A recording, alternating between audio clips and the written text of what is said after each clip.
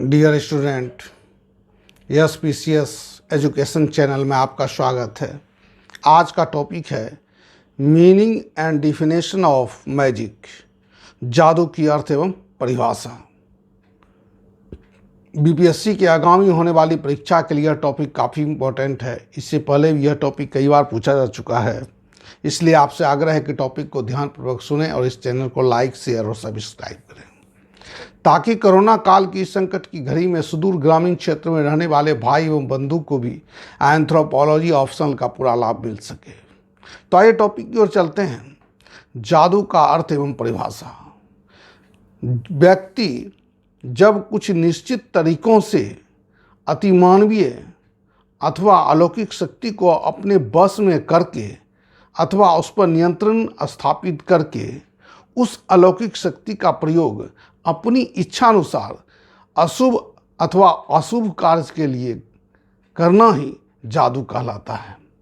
Doctor Dubey के अनुसार जादू उस शक्ति विशेष का नाम है जिससे अतिमानवीय जगत पर नियंत्रण प्राप्त किया जा सके और उसकी क्रियाओं को उपयोग अपनी इच्छानुसार भले बुरे अथवा शुभ अशुभ कार्य के लिए किया जा सके।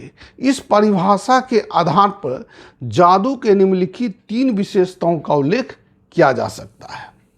को अलौकिक शक्ति पर विश्वास।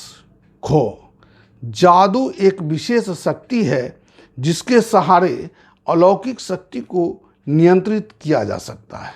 गो इस शक्ति का प्रयोग जादूगर अपनी इच्छानुसार शुभ अशुभ परिणाम पाने के लिए करता है।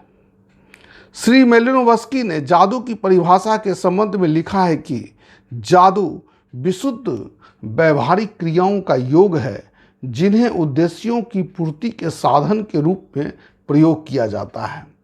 मेलिनोवस्की ने यह भी लिखा है कि जब हम किसी अन्य साधन द्वारा इच्छित परिणाम पाने में असफल हो जाते हैं तब जादू के माध्यम से हम उस परिणामों को पाने का प्रयास करते हैं।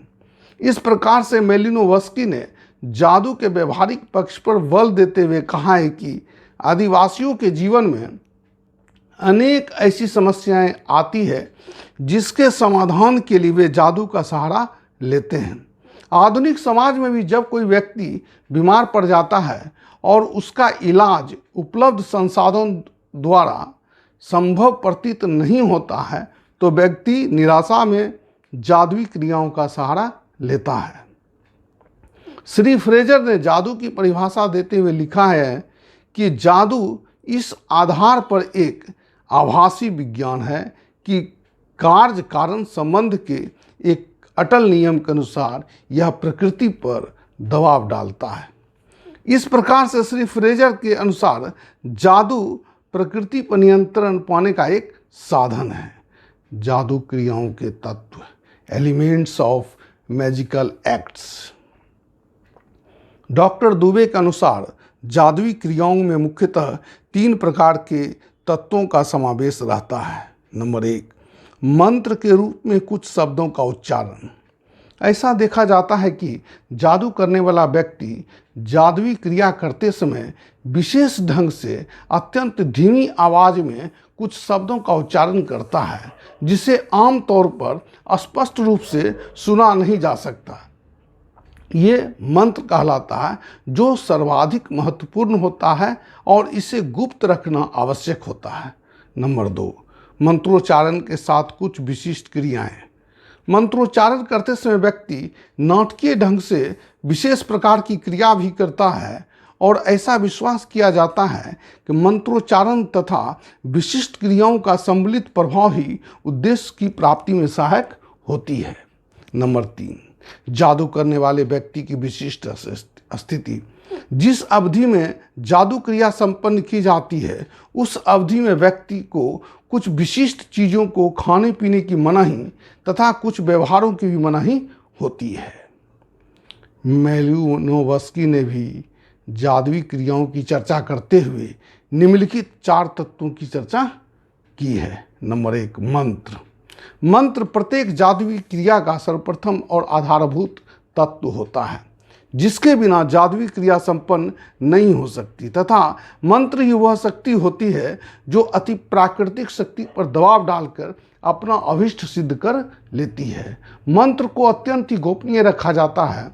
यही कारण है कि मंत्रोच्चारण अत्यंत ही धीमी आवाज में किया जाता है, जिसे आमतौर पर सुना नहीं जा सकता।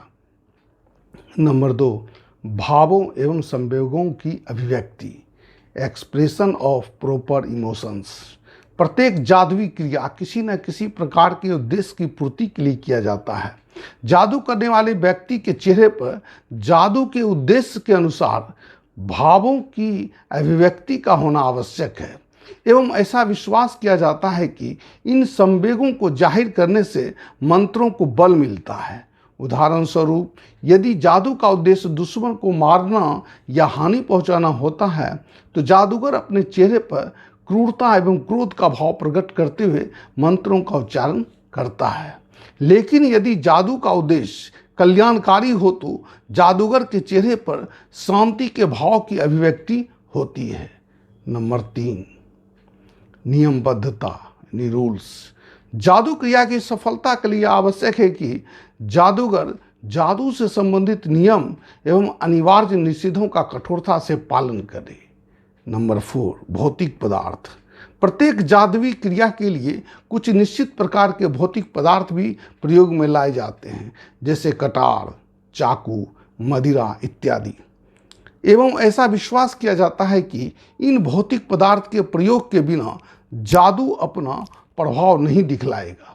जादू के उद्देश्य के अनुसार भौतिक पदार्थ भी अलग अलग होते हैं, जैसे प्रेम के जादू में इत्र का प्रयोग, जबकि रोगी को स्वस्थ करने वाले जादू के लिए पुष्प आदि का प्रयोग होता है। निष्कर्ष, इस प्रकार से हम पाते हैं कि किसी प्रकार के जादू को प्रभावी होने के लिए इनमें जादुई क्रिया के तत्व का भी होना आवश्यक है, तभी जाकर वह जादू अपने इच्छित उद्देश्य की प्राप्ति में सफल हो पाता है।